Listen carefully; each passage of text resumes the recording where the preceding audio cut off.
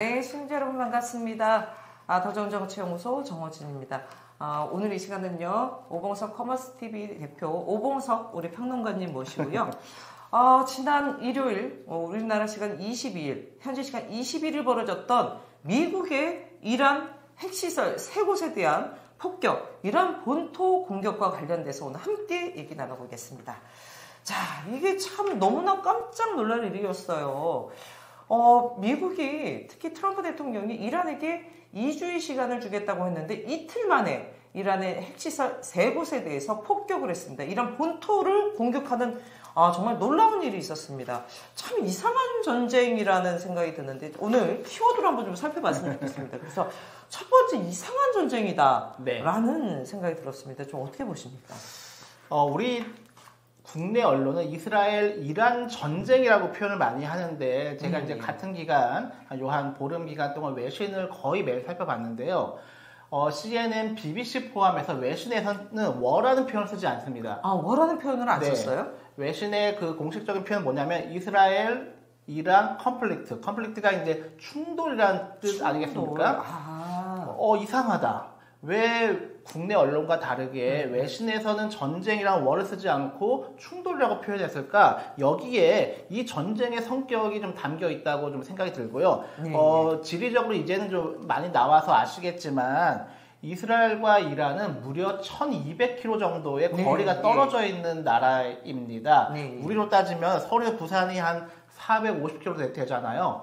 서울, 부산 거리에 거의 한 3배 정도 넘어 있는 나라와 전쟁을 벌이는 건데 때문에 이게 국지전이 벌어질 수가 없는 전쟁이에요. 보통 일반 전쟁은 이제 국경을 맞대고 있는 나라끼리 서로 전쟁을 하지 않습니까? 인도와 파키스탄처럼. 지상군이 투입되는 거죠. 그렇죠. 근데 이거를 전쟁이라고 부르기도 애매한 거. 그래서 외신에서는 충돌이라는 표현을 썼던 것 같고, 그래서 우리가 많이 보시면 아시겠지만 이스라엘 전투기가 1200km를 날아가서 그 이란에 공습을 하고, 그러면 이란의 미사일은 마찬가지로 1200km를 날아가서 뭐 텔아비브나 주요 도시를 폭격하는 이상한 전쟁이었습니다. 그래서 이상한 전쟁이기 때문에 이 전쟁에 대한 분석도 여기에 맞추어서 해야 하는 건데 국내 언론에서 잘못 좀 제가 보기에는 평가했던 내용이 뭐냐면 전면전 확대하나 이런 우려가 상당히 많이 있었습니다. 근데 그것은 이 지리적인 성격, 이 전쟁의 특성을 몰랐기 때문에 전면전 얘기가 나왔던 것이고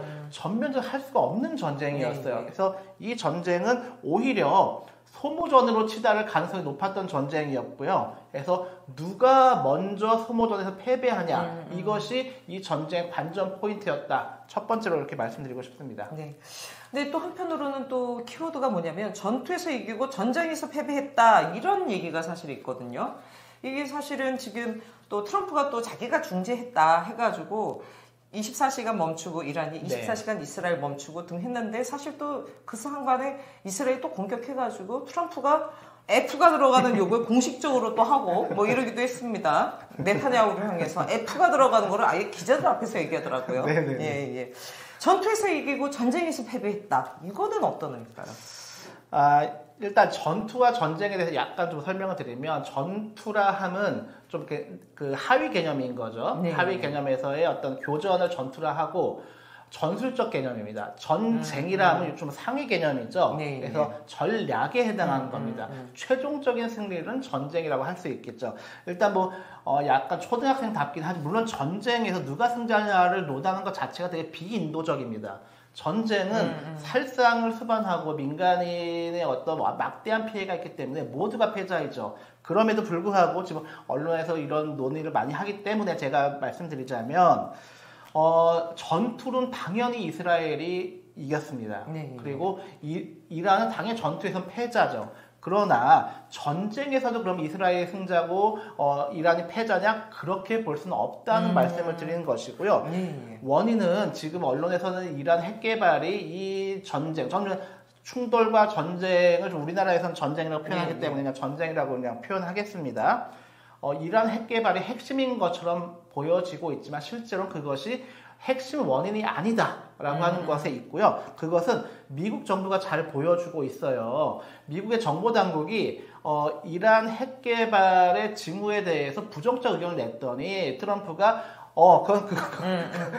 그건 믿을 수 없어. 가짜 뉴스야. 이런 식으로 이제 폄하하지 않았습니까? 그리고 이제 그 벙커버스터 공격 이후에 또 이제 트럼프가 완전히 그것은 이제 파괴되었다고 했는데 미국 그 정보 당국에서 그렇지 않다라고 나오니까 아까 말씀하셨듯이 막 욕설을 섞어서 그렇게 트럼프가 반응을 했습니다.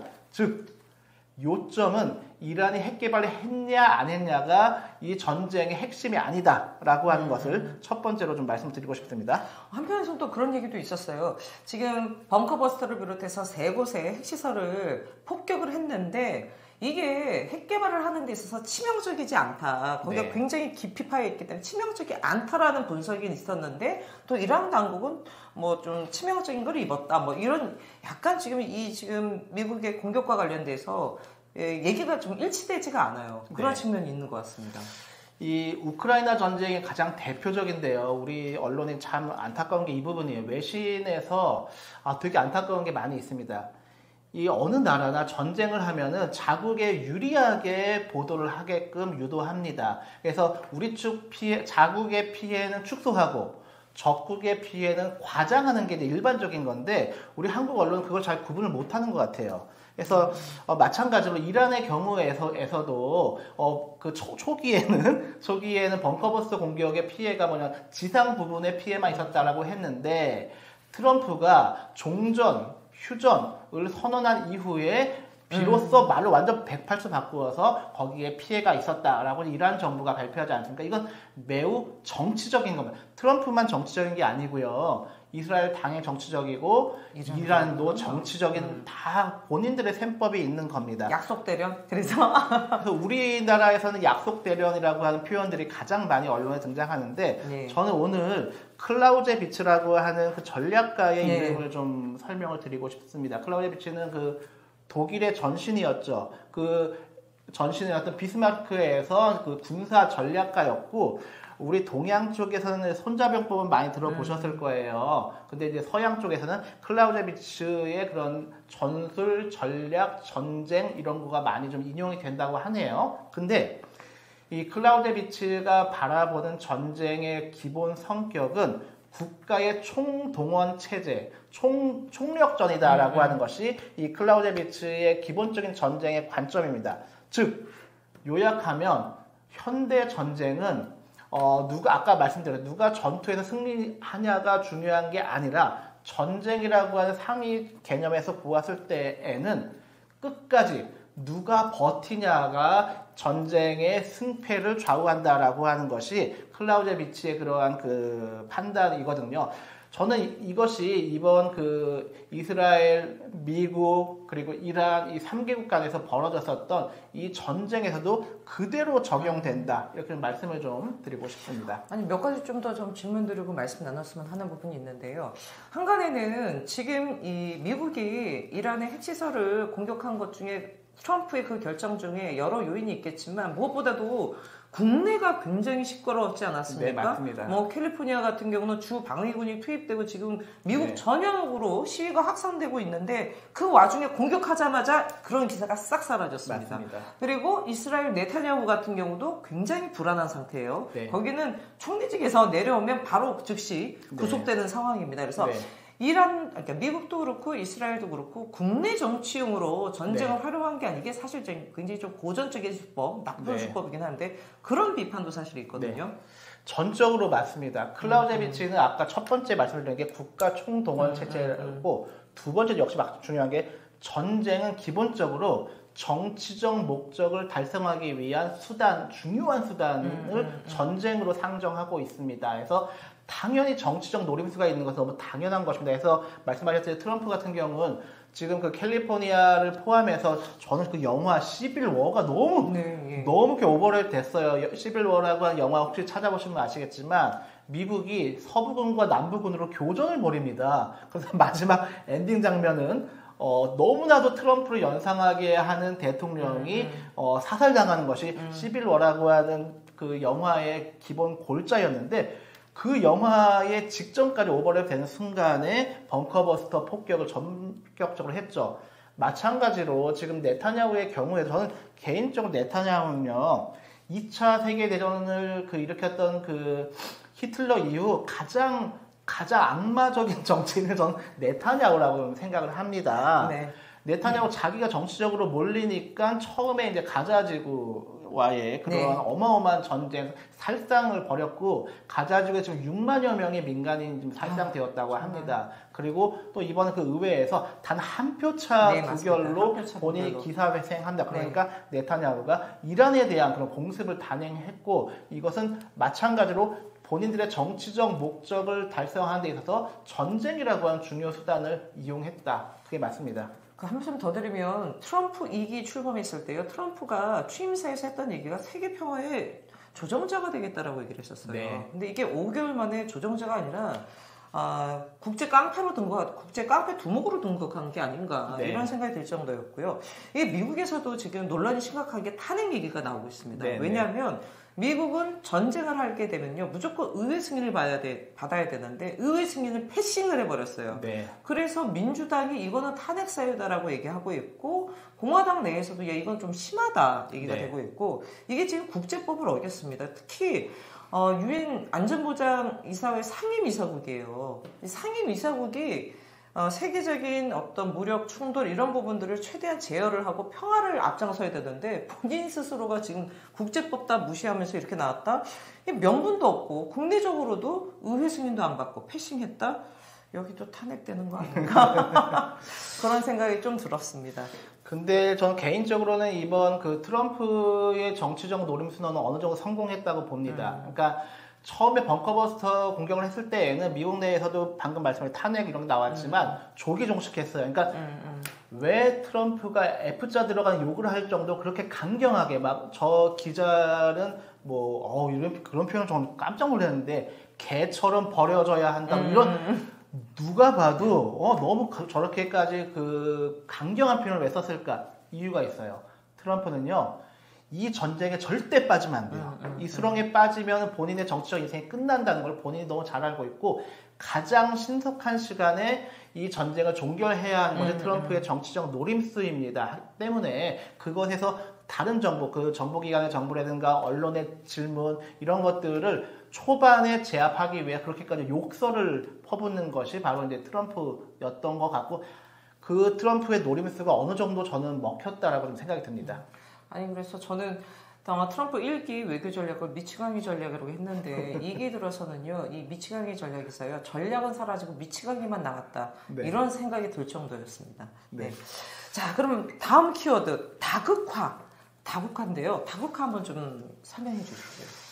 다극화는요, 그 우크라이나 전쟁을 필두로 해서 좀 상당히 좀 공론화가 되어 있습니다. 그래서 네. 20세기에서 21세기 넘어가면서 미국 일변에 이 세계 질서가 언제까지 지속될 거냐라고 하는 것은 학계에서는 좀 많이 나왔지만 그것이 이제 공론장까지 오진 못했으나 이번 우크라이나 전쟁, 그리고 이번은 가자지구, 그리고 이번에 이란과의 이스라엘과의 이런 전쟁까지 오면서 다극화는 이제는 부정할 수 없는 그런 단계에 와 있다고 봅니다. 첫 번째 미국을 보면요. 직전 바이든 정부에서 두 개의 전쟁이 발발하지 않았습니까? 미국이 다 개입했던 전쟁이죠. 우크라이나 전쟁과 아까 이야기했던 가자지구 전쟁이었고 이것을 본인은 이제 종결을 하고자 트럼프가 등장했지만 이란과의 전쟁이 지금 발발했지 않습니까? 이 정도로 미국의 지금 국제적인 위상은 완전히 좀 흔들리고 있습니다. 오죽하면은 멕시코, 캐나다, 유럽과 같은 그런 친미적이고 가장 우방국들도 지금 미국의 등을 돌리고 있고 이번 나토 회의에는 우리나라뿐이 아니라 일본, 심지어 호주도 불참했습니다. 이 정도로 지금 미국의 위상이 상당히 흔들리고 있는 것이 가장 중요한 내용이고요. 우크라이나 전쟁을 통해서 저도 많이 놀랐던 거가 러시아가 상당히 부상했습니다. 국내 언론의 그런 분석과 다르게 러시아는 우크라이나 전쟁을 통해서 오히려 경제가 지금 성장을 하고 있고요.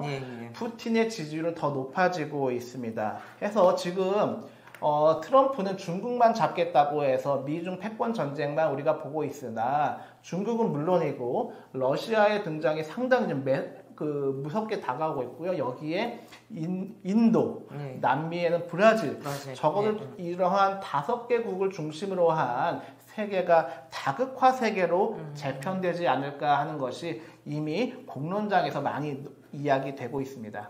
미국의 패권이 사실상 흔들리는 거네요. 예를 들어서 네. 지금 무역, 경제 관련된 부분 관련돼서는 미중 패권에 있어서 지금 중국과 지금 경쟁을 벌이고 있고 지금 세계 질서, 군사 뭐 이런 부분이 있어서도 또 미국이 지금 사실은 패권을 갖고 있던 것도 흔들리는 거 아니겠습니까? 네, 맞습니다. 말씀하셨듯이 지금 우크라이나, 가자 그리고 이란까지 하면서 사실 어찌 보면 미국의 가장 든든한 우방이라고 할 수 있는 호주나 일본 같은 경우 당연히 이번에 나토 정상회의에 갈 거라고 예상을 했는데 안 갔어요. 그리고 네. 참 이거 보면서 제가 가장 뻘쭘했을 당사자가 있습니다. 국민의힘입니다.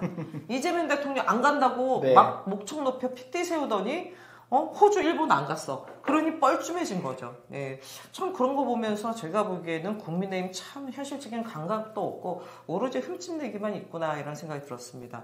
좀 더 말씀을 설명해 주시죠. 예, 그래서 이제 다극화 세계에서 중요한 건 우리나라는 그럼 어떻게 앞으로 나아갈 것이냐가 되게 중요하잖아요. 네. 우리의 국익을 위해서, 우리의 경제를 네. 위해서, 우리의 안보를 위해서 어떻게 나아갈 것이냐. 다극화 세계는 이제 피할 수가 없습니다. 그냥 기존 사실이라고 받아들이면 좋을 것 같고요. 당장 경제적 측면만 해도 지금 글로벌 사우스, 아까 말씀드렸던 그 브라질, 인도, 그리고 이제 동남아 등등 해서 이 글로벌 사우스의 부상이 상당히 이미 진척이 되었고 여기에는 러시아와 중국의 영향력이 상당히 깊숙이 들어가 있습니다. 네. 이게 무슨 뭐 반중, 뭐 혐오 이런 차원으로 받아들일 게 아니라 현실로 인정해야 한다. 그래서 이 현실로 인정한 세계 속에서 우리가 어떻게 외교를 펼칠 것인가, 어떻게 경제를 펼칠 것인가가 중요하고 너무 천만다행으로 이 중대한 시점에 이재명 대통령이 등장했습니다. 이재명 대통령은 철저하게 국익 중심 실용 외교를 펼친다고 하지 않았습니까? 해서 당선되자마자 캐나다까지 G7 1박 3일의 강행군을 다녀왔고 나토 같은 경우는 처음에는 참석한다고 해서 진보 진영에 상당히 반대가 많았습니다. 근데 이란과의 이 전쟁이 발발하자마자 불참을 제일 먼저 선언했죠. 그리고 그걸 보고 일본이 한국도 안 간다고 하더라. 핑계거리가 생겼고 호주도 얼마나 편에 핑계거리 생기고. 네, 그리고 호주도 역시 불참하고 이런 식으로 이제는 우리나라가 실용 외교의 중심에 설 수 있는 것이고요. G7 정상회의에서 잘 보시면 알겠지만 마크롱이 상당히 이재명 대통령을 손을 잡고서 계속 눈빛 교환을 하고요. 저는 이제 우리 언론에 많이 나오지 않지만 멕시코 대통령이 과의 그 장면이 가장 환하게 웃습니다. 그럴 수밖에 없습니다. 처음에는 미국의 그 패권에 휘둘리지 않을까, 관세 전쟁에서 멕시코가 완전 초토화되지 않을까 했었는데 멕시코 대통령이요 상당히 강당 있게 미국과의 그런 외교에서 어느 정도 우위를 점하지 않았습니까? 캐나다도 마찬가지고 해서 그 실용 외교 측면에서 이재명 대통령의 그 국제 위상 마찬가지로 우리 국익이 이제 그만큼 발전하는 것이겠죠. 예. 어제 이재명 대통령 시정연설에 그런 워딩이 있었어요. 지금 워딩이 정확한 표현은 아닌데요. 대한민국 외교 전략은 진보냐 보수냐가 아니라 국익이냐 국익이 아니냐라는 부분을 어제 얘기했었습니다. 저는 정말 맞는다고 보고요. 외교에 있어서는 국익이냐 국익 아니냐지 거기서 진보와 보수가 어디 끼어들 틈이 있습니까? 너무나 지극히 상식적인 부분인데요. 아직까지 철진한 색깔론, 철진한 진영 논리에 갇혀있는 국민의힘, 특히 윤석열 정부가 그거 아니었습니까? 동맹 외교, 가치 외교 하면서 사실은 진영 논리에 휘둘렸던 겁니다. 그래서 이재명 대통령 시대 대한민국 외교 전략, 국익 우선주의, 국익 중심의 실용주의가 정말 빛을 발했으면 좋겠고요. 한 마디 더 덧붙이자면요. 윤석열 때는 완전히 줄서기 외교 아니었습니까? 네. 지금은 줄서기가 아니라요. 살피기입니다. 살피기. 네, 그렇게 생각이 드네요. 예, 끝으로 한 말씀만 더 덧붙이자면, 그럼 이제 마지막 남는 질문은 한반도입니다. 네, 너무 중요하죠. 강 건너 불구경만 할 수 없지 않습니까? 이제 한반도이고, 아시다시피 이제 윤석열 정권 하에서 북한은 남북을 국가 대 국가의 이국가, 적대적 이국가 체제로 공언을 했습니다. 윤석열 정권 하에서였고, 이번에 이제 대북 그런 탈북자들의 그런 풍선 날리는 것을 좀 정부에서 강력히 만류해서 그것을 좀 중단시키지 않았습니까? 마찬가지로 북에서도 거기에 호응을 했고요. 확성기도 중단했죠. 네. 그리고 어제 이제 우리 뉴스에 좀 상당히 비중 있게 나왔는데 원산에요. 북측 강원도 원산에 갈마 해안지구가 드디어 개장을 했습니다. 근데 이 뉴스가 의외로 우리 국내 뉴스에 상당히 비중 있게 나왔어요. 트럼프가 눈독을 들이고 있는 것이 바로 원산이라고 하거든요. 본인 콘도 지으려고. 이 사람은 부동산 트럼프 콘도. 네, 네, 부동산에 트럼프 관심이 월드. 많은 사람입니다. 그렇죠. 여기 대한민국 용산에도 트럼프 월드 있지 않습니까? 네. 그거 우리나라 방한했을 때 자기 이름 있어서 너무 좋아했었잖아요. 네. 해서 윤석열 정권까지만 해도 무슨 뭐 대만과의 어떤 그 중국과의 그 전쟁에 우리 국군이 참전하니 많이 이런 논란이 있었다면 이제는 이제 그런 시대가 아니고 이재명 실용 외교 시대에는 한반도의 평화를 기반으로 해서 예를 들면 원산 갈마지구 저도 좀 가보고 싶네 그 심린가 거기 있다고 하는데 그런 관광 산업을 포함해서 남북 교류 그리고 이제 그것이 유라시아 반도까지 이어지는 그런 실용 외교, 실용 경제로 나아갈 때가 아닌가 좀 생각이 듭니다. 네. 키워드로 살펴보는 이스라엘 이란 전쟁 오봉석 우리 대표님, 오봉석 평론가님과 함께 했습니다. 여러분들 이번에 이란 이스라엘 전쟁 관련돼서 오늘 방송이 좀 유익한 방송이길 바라겠습니다. 함께 시청해 주신 여러분 고맙습니다. 감사합니다.